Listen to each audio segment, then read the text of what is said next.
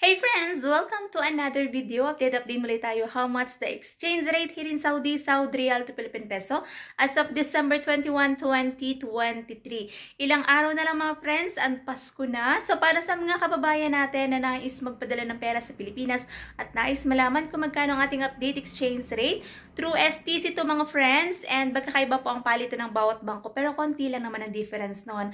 At least magkakaroon kayo ng idea kung magkano ang ating update exchange rate ngayong araw ng Thursday, December 21, 2023. Siyempre, matutuwa ang ating mga kababayan kasi mataas pa rin naman ng konti yung ating exchange rate. Kaya malaki pa rin na matatanggap ng ating mga pamilya sa Pilipinas. So magkano nga ba ang ating update exchange rate as of December 21, 2023?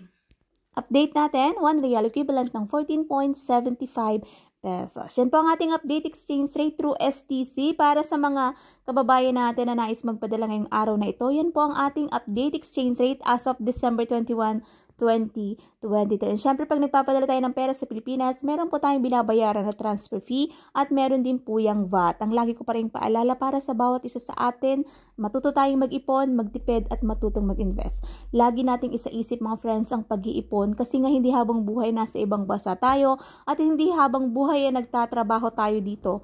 Dahil hindi rin habang buhay malakas ang ating katawan. Kaya matuto tayong mag-save para sa ating kinabukasan. So that's it for today's video mga friends. Thank you for watching and see you on my next update.